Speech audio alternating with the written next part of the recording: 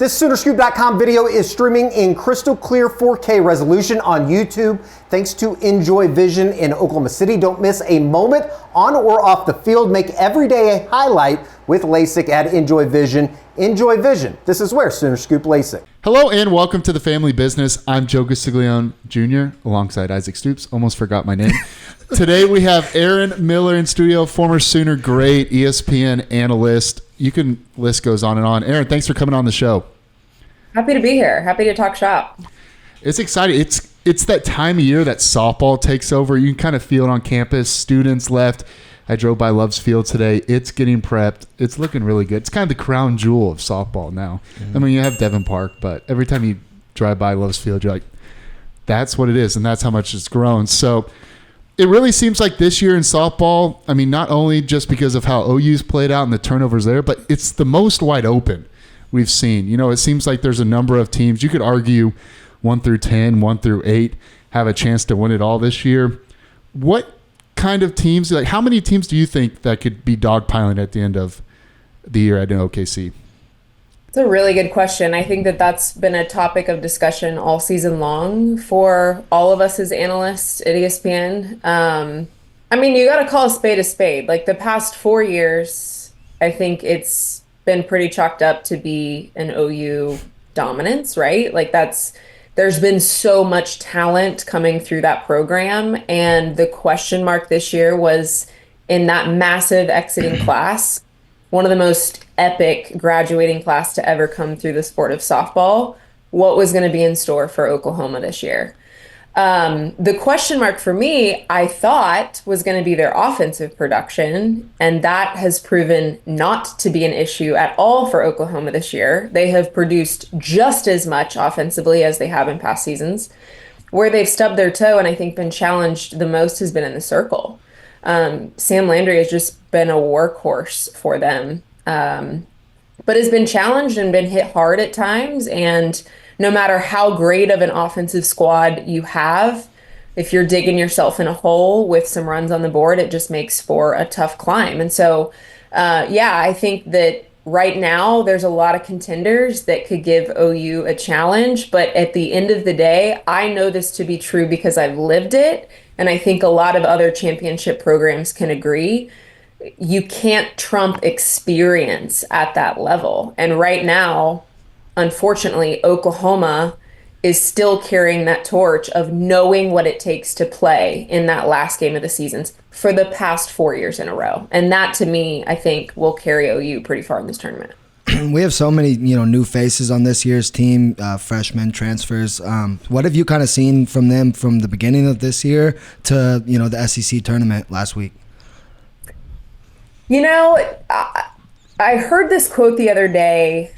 Tradition never sleeps, I think was the right term. And I would agree with that. I think that is Oklahoma, whether you're a freshman, a transfer, a veteran senior, an upperclassman, underclassman. There's a pretty clear expectation at the University of Oklahoma. Even though Patty Gasso has evolved over the years, she's very much a different coach, I think, even since I've played. And that's a good thing. I think you have to evolve with this game. The one thing that she has never wavered on is her expectation of a blue-collar work ethic, a championship mindset, and just how her program is run. That is what has stuck out to me, I think, the most, especially with the Young Bucks this year, is that they quickly jumped in headfirst to meet that call and to meet the standard. SEC play is tough. I do believe Oklahoma, though, was prepared for it. I mean, think about what they did. They outright win the regular season. Unfortunately, weather robbed us of the SEC championship title game. Darn it. But my God, you got to tip your cap to that program. In their first year in the toughest conference of our sport, they stepped up to the challenge, and it was tough at times. I think this team got punched in the teeth a few times, but they never wavered. They never backed down. And that is that standard, I think, that Patty has set from the start of her career. it's quite amazing just the strength of the SEC this year. And Oklahoma wins the regular season title despite losing 3 series. Kind of remarkable when you think about it, just because of the talent.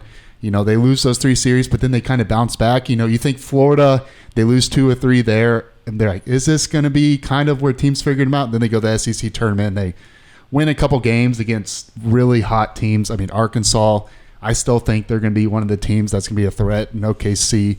But how, you mentioned it, how important is it that Oklahoma finds a number 2 pitcher? You know, this game has evolved from even when you played, you kind of had one workhorse, and Sam Landry's going to need to be that. I don't think anybody's arguing that. But how important is it for them to find a number 2 pitcher, whether that be a Kirsten Deal or Audrey Lowry, a Bella Smith? Yeah, it reminds me of the challenge of when Paige Parker was in the circle for us.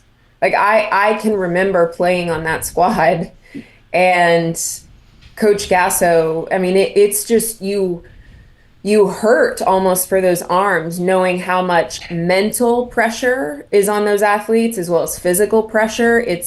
There's a lot of labor on the body. Although this is much more of a natural arm motion as opposed to baseball, it's still a lot of work on that body. And I can remember when Paige Parker was our workhorse, our ace, we just wore her arm out because she was it, right? Like she carried the majority of the load, and it is tough as a pitching coach and as a head coach to manage that deck of cards, or lack thereof, of when do you give a rest, when do you go to the pen, how do you manage a weekend series, how do you manage a championship tournament. It creates a very tough equation to try and solve. And I think, as you just mentioned, right now, that need for the unsung hero in that 2 spot, that closer role, that second string role, someone will need to emerge. Specifically right now, where we are in season, someone's going to have to really rise to that occasion for Sam and for this team. That's why it was really important, kind of that back into the Arkansas game, you know, struggled, and then Audrey Lowry came in, gave them a good inning plus. And then people don't think about in OKC, we've actually had really phenomenal weather here. It's been phenomenal. I can't believe how good May's been. Don't jinx it. No, it's going to be hot. It's going to be hot tomorrow. I can't change that. But when you get to OKC, it's like 100-degree weather, and the physical toll of pitching, and then on top of that, it's brutally hot. And we're just sitting in the stands, and you're sweating bullets. So it's quite remarkable what they're going to have to go through regardless, you know, when the heat comes on. You mentioned, the offensive production, and, Oklahoma's been known to have some heavy hitters throughout the years. How important do you think it is for Ella Parker to kind of take that next step this postseason? Ella Parker's such a stud. Mm-hmm. There's a lot of impressive bats. I don't know that we could probably go through their whole roster and just brag in different ways on every offensive producer for this team. Ella Parker, to me, is one, from a personal standpoint, she's kind of this gentle giant, very unassuming. And then you watch her kind of bloom and blossom on the field in a very different way. Gritty, takes a violent hack is the way that I would describe her swing. She's one of those that as a pitcher, I would shake in my boots to miss anywhere over the strike zone. I could say that for a lot of their starting 9, but specifically Ella, there is just an X factor about her that I've really enjoyed see develop over the course of this season. But I agree. I think that this next stage, the next 3.5 weeks for her is going to be fun to witness. I think that you'll see her rise to the occasion, as she already has this year. That lineup has really blossomed, but it's just crazy because Ella's battled those injuries this year, and kind of her statistics during the middle of the year kind of reflect that. But even in the SEC tournament, she's hitting, and then she's putting her cleats on, hitting, runs, looks pretty good, full speed, and then she goes to the dugout and then puts on a boot, like in between. I saw that. I was watching that through the tournament, trying to wrap my brain around how to compartmentalize it mentally and also physically. I dealt with some foot injuries, plantar fasciitis, and some things throughout my career, nothing to the degree that she's dealing with. And that was already tough for me to maneuver. I can't imagine coming into the dugout, decleating, putting on a boot, putting back on a cleat, and having to stay as locked in as she stays locked in. And again, mentioning that violent swing, like You can't just turn that on and off. For her, that is just how she plays. And trying to contain that type of explosiveness also with a foot injury, like you got to tip your cap to her. She's a soldier. How that Arkansas game, we're going to reflect on that because we got robbed of the Texas A&M. I know the softball world wanted to see it, but I really wanted to see it because it's a team you haven't played this year. It's a team you're probably going to see in Oklahoma City, down the line, hopefully, if everything goes as planned. But I really wanted to see that. Knock on wood. Yeah, exactly. Knock on wood. But we robbed that. But how much did you kind of get that Oklahoma dynasty feeling in that Arkansas game? Because they were behind, of course, very notably, I think 6-1. But then they rattle off and they hit 6 home runs in that game. Did you kind of get that feel? You're like, it's still Oklahoma. You get that point most of the time this year, but still. So, funny thing, right when I saw that those two teams were going to play each other, I immediately texted DJ Gasso. And I was like, it's time. It's time for the Gasso family showdown. Like, I think the people that are on the inside of this bubble, these two teams in general, fun to see go head to head, but those that are in the OU and Gasso family bubble, the drama of this matchup was even more intriguing. Like, we all had our popcorn ready. From the start of that game, it felt like Arkansas was in control. Just from someone that calls a lot of softball, like, that was my intuition in watching that game was, holy cow, like, Arkansas came strapped and ready. Like, they were unloading the clip early in that game. But what we know about Oklahoma is that it's just a matter of time. That's what it feels like when you watch OU. There was a lot of game left, 6-run lead. I think we were in the 3rd or 4th inning, and I just knew in my gut it was just a matter of time before the Sooners started to claw back. When we got to the bottom of the 7th, I was on the road calling ball, and I looked at my play-by-play partner. I had it on my phone, was watching on my phone. I said, this is going to come down to the bottom of the 7th inning, and Sooner magic is going to prevail. Well, what do you know? Walk-off bomb. I mean, that's Oklahoma. That is OU. It's very simple. This sounds very simple, but it's not. But teams that win and find a way to win, they just know how to win. And so you get in that point, and you can kind of argue the other side. Like, she mentioned the experience. Yeah, it comes to play a factor. Yeah, but it's just like an ideology of the team. Like, they just know how to win because – yeah, these are guys who've had experience, and the coaching staff has more experience than anybody. But it's like these players, it's still new to them. And I also found it interesting in that game, too. You're right, Arkansas came to play, but funny enough, Bree Ellis, probably going to be the player of the year, she struggled, but Arkansas looked really good. That's why I still think they're a pick to be a threat in OKC.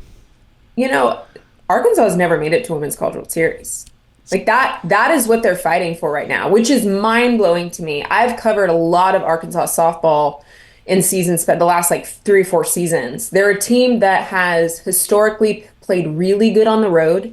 They go into tough environments and typically play their best ball. I knew when they were going to play OU that it was going to be a hell of a ball game. Plus the added Gasso drama of the youngest Gasso wanting to beat mom and big brother. But yeah, at the end of the day, Oklahoma has so much experience playing with the most pressure, the most eyes, the biggest target on the back. And it's hard to top that. It really is. And I think when it came down to the very last pitch, Oklahoma knew how to put it together. Can you kind of, just explain your experience with the pressure of, playing for Oklahoma softball and kind of compare it even more so, to now because, the game has changed and there's been, a lot of good teams. But you've heard Coach Gasso talk about it over the past few years, just the expectations. And our fan base has kind of became a little spoiled that it's national championship or bust, in a sense. Yeah, it's interesting. I now have seen both the sports from a lot of different lenses, having been a player at the highest level, at the championship level, and now, gosh, I've been with ESPN for going on 9 seasons. So been on both sides of the ball for a minute. And then my experience both in that program provides an interesting perspective as well. I think Patty Gasso does a really good job despite the unreal, like video game like numbers success that this team has put up at keeping those young women humble. Like I just can tell you from experience and from how well I know Patty Gasso is that she keeps their feet planted on the ground and keeps the conversation, as much as you can believe, from a place of we're the underdog. We have something to prove. And not in a way of we've got to protect or do better than we did the year before, but it's almost like shutting people up. Like there is no part of this program that thinks they're all that. There's no part of this program that thinks it's going to be handed to them. In fact, I think the fact that they've had so much success in years past, it makes their job tougher. It really does humble them in a way that I think a lot of people don't understand. At that level of success, that consistent year over year level of success, it is a tough place to live. It is really a tough place to live. And if there's one human I know that can live in that space and keep a group of young women grounded and rooted in their humility and in the things that matter, it is Patty Gasso. And I think she does a phenomenal job at it. On the outside looking in, as an analyst, it's pretty wild to think that, early in softball's inception, that level of success was coming from the Pac. That was coming from Arizona. That was coming from UCLA, which is no longer. The Pac is gone. We're in a completely new era of softball.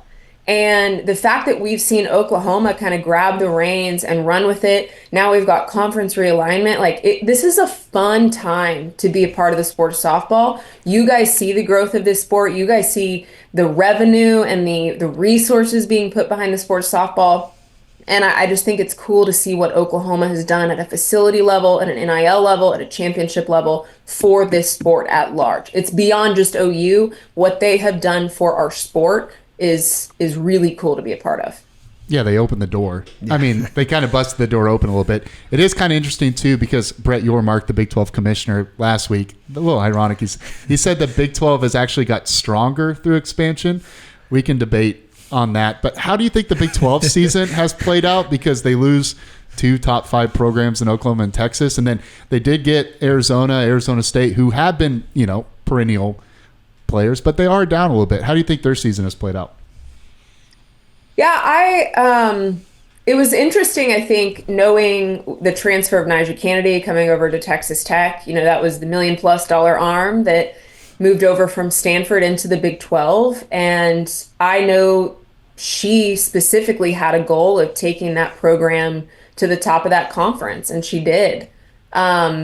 I still think there's a lot of dust settling with some of this conference realignment too, of a lot of these teams have a whole new travel schedule that they're getting used to, traveling across the US. How do they manage that schedule? How do coaches plan rest days and midweeks? And that is a whole nother level of college athletics that the public, I don't know, really is privy to. But when you are moving conferences and you have an entirely new geographical map that you're traveling across, that does add a whole nother layer of managing a squad through conference play.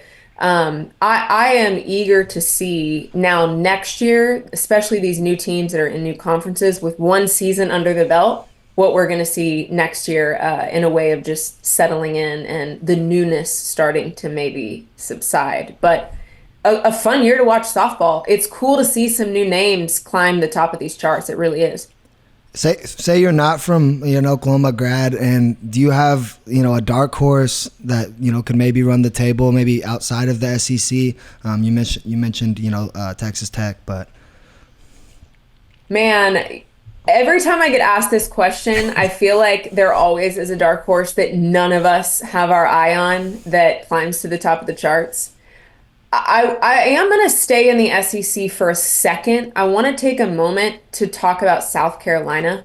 Ashley Chastain coming over from the University of Charlotte, who had a record year last year at a mid-major, coming over now as first-year coach at South Carolina. Her goal was to take this program at least to the middle of the pack of the SEC. Not only does she do that, she also gets them a host in the top 16 teams this year. So I think, although I'm talking about a powerhouse conference, I think that this is a squad with a brand new head coach, well-earned position, a fantastic hire at that program that has really made an impact in year one. Took over half of her starting lineup from Charlotte to a Power 5 school. So you've got a lot of girls that have never played at this level before that are proving that they have the talent to hang in the toughest conference in the nation. And then they get a bid to host.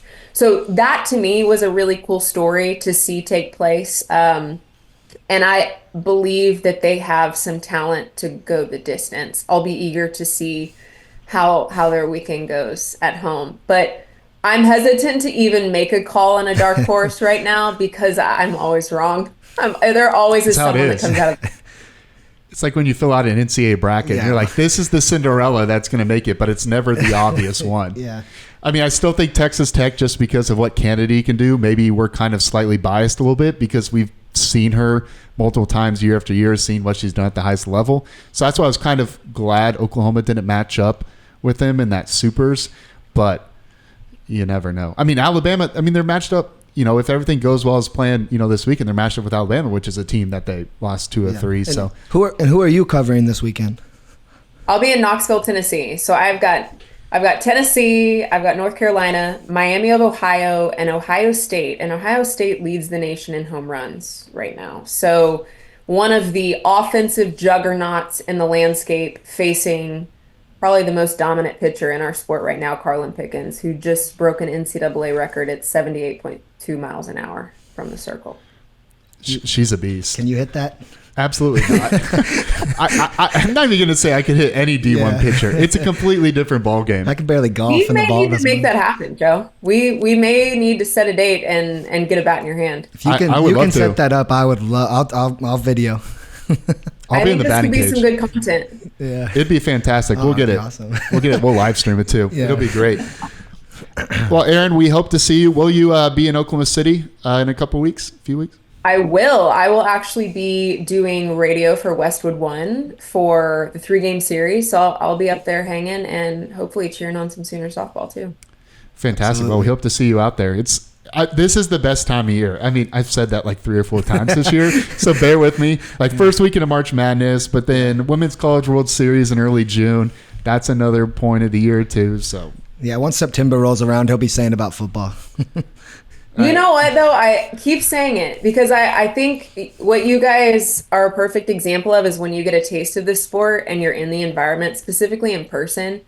For any of you guys listening, if you've never been to the Women's College World Series in Oklahoma City, here's your formal invitation because that environment is one of the most electrical, there's nothing like it in the U.S. There really is nothing like it. But you guys are a great example of once you get a taste of being a softball fan, there's no going back. Well, now that I've gone once, I think I've gone the last 4 years, so I won't miss it from now on. It's such a good time.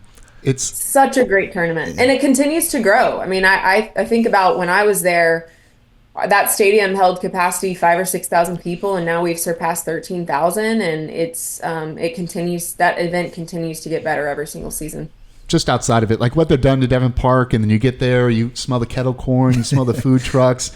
It's 1,000 degrees. Everybody's dying of heat exhaustion, but that's just part of it. That's just part of it. And for everybody who's saying that they need to move it out of Oklahoma, you have not been to Devon Park. I'm sorry. Bingo. I'm glad we're thinking the same way. Keep it in OKC, baby. Keep it in OKC. Yeah, the last thing we need to do is take something that's magical and move it to some giant stadium that's not meant for softball. It's perfect. Agreed. And that's why the Olympics are going to be there. Everybody can get to us. Yeah. Right in the middle. The big league, the big league city, the BLC. Well, Erin, thanks for coming on the show. Really appreciate it. Hope to see you out in a couple weeks in OKC. Going to be really exciting. Oklahoma softball opens up this weekend against Boston U. I feel bad for the Terriers. They've been in Oklahoma 3 out of past 4 of their appearances. They're probably just wanting a break from Oklahoma. Did you see the video of them? Did you see their reaction? Oh, yeah. On Twitter, I saw it. The reaction was like, "Oh, yeah, we're going to Norman. Nice. Here we go." Yeah. It was kind of cool how they announced it though, because they said Boston. They didn't say where was that. They're like, oh, Boston. They're like, yes, let's go. And there's like Oklahoma. Oh, Yeah. It's kind of messed up on the broadcast part. yeah. A chance to play in Love's Field. That is back to environments that are top tier. It is, in my opinion, the best in the nation right now. Georgia has a brand new stadium that's pretty darn amazing, but there ain't nothing like playing at Love Stadium. No, it's the pinnacle. Yeah. Erin, thanks for coming on. For everybody watching, remember to like, comment, and subscribe. That helps us help you. And we'll catch you next week with another edition of the Family Business. Remember to keep in the family.